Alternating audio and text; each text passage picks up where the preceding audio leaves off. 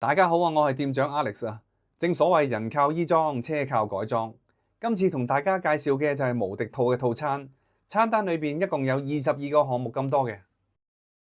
而家準備同大家介紹一次嘅，喺今次改完車之後，亦都會即時走翻一轉龍翔道嘅小山坡。其後會再同大家分享一下改咗車之後嘅騎行感受嘅。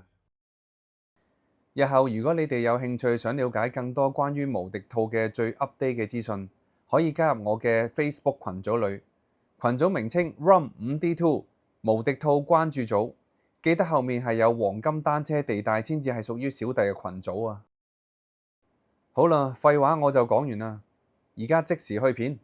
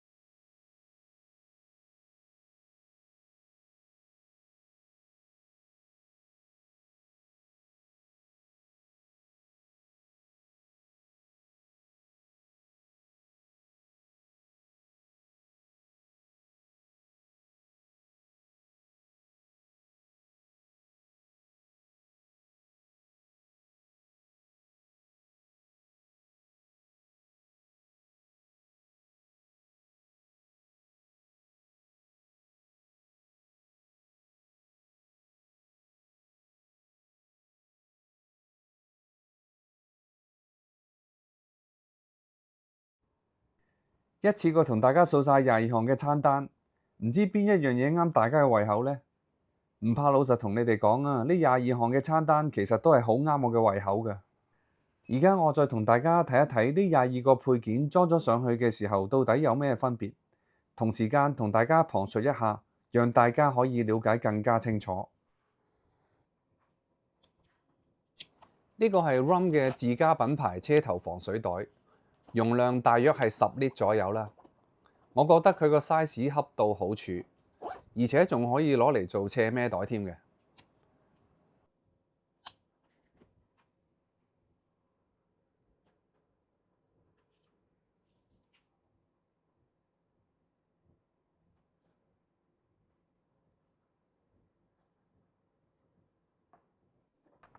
呢4粒綠色嘅鋼牙螺絲呢，絕對有畫龍點睛嘅感受啊，非常之吸睛。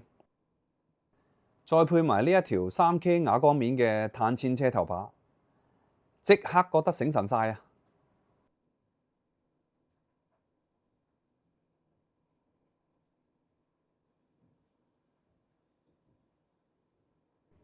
！Shimano 嘅 Dior 指撥，而且佢仲有雙重方向嘅回波功能嘅。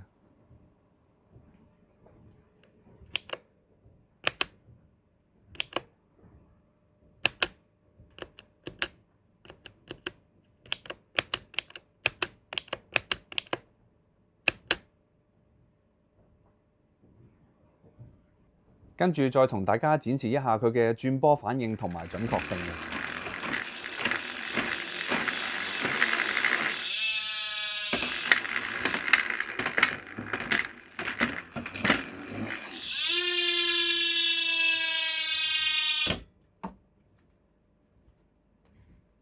呢對 3D 打印嘅牛角手筒呢，感覺就好似着咗有氣墊嘅波鞋，隔住地面嘅震動之餘，亦都可以減低手汗嘅。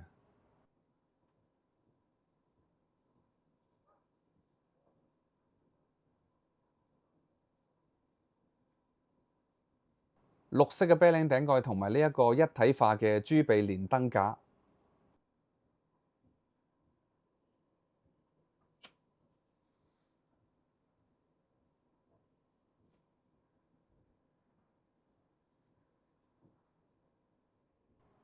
呢條馬牌車胎出晒名咬地，而且仲好襟用添啊！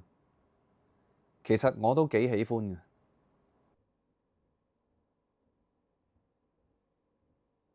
日本 Shimano 嘅樹脂剎車皮，放喺車頭部分呢，會令到剎車唔會太急之餘，又不失佢嘅制動能力，感覺上就好似加咗柔順劑咁樣，非常 smooth 啊。日本 Shimano 有金屬散熱嘅剎車皮放喺後面呢，會令制動能力更加兇狠，肯定可以幫助到長命車嘅時候嘅制動能力。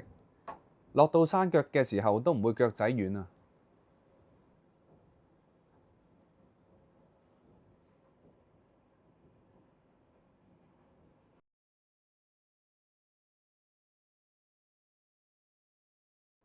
呢個座管拉機睇落去，大家應該好似有似曾相識嘅感覺啊！冇錯啊，佢就係 Japanese 嘅原廠拉機啊！我覺得佢比原裝嘅拉機拉得更加緊，最緊要嘅就係佢拉得更加舒服同埋更加慳力。可伸縮嘅拉桿配埋呢個80mm 嘅加大輪圈，推車嘅時候會更加暢順，而且一定唔會反車添啊！台灣品牌 HH 嘅鋁合金貨架，性價比極高嘅 RC 啤領腳踏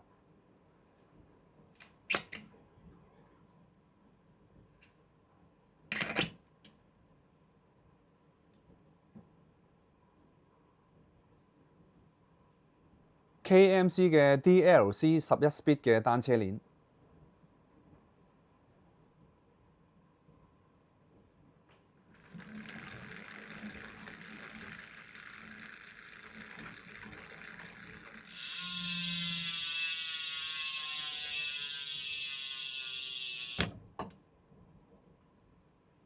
前旗艦嘅碳纖座位，我個人比較喜歡呢一個有開窿嘅款式，而且佢仲有3K 嘅碳纖紋路。既然橫掂都擺咗張前旗艦嘅碳纖維座位落去啦，都唔爭再擺埋張前旗艦嘅碳纖座管啦。原來加咗咁多嘢落去，計埋腳踏都係7.97 kg。原因好簡單，一定係贏在起跑線啊！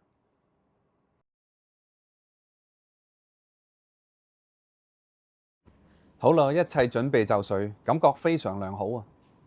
而家準備出發。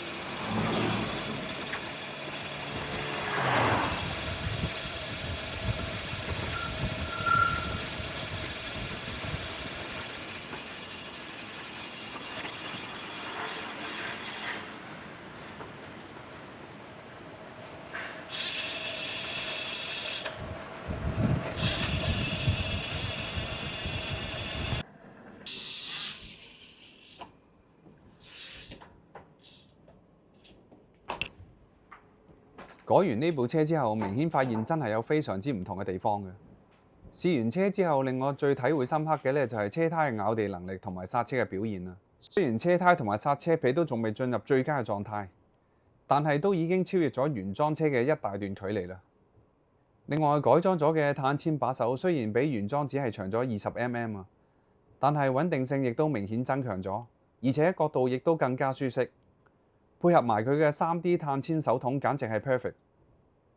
仲有最後嘅就係佢嘅單車齒輪片由50T 改為52T，雖然只係增加咗2T啊，但係整體嘅車速表現已經平均咗好多啦。所以話人靠衣裝，車就一定要靠改裝啊！好啦，今集我哋分享到呢一度先，下一集我哋再見，拜拜。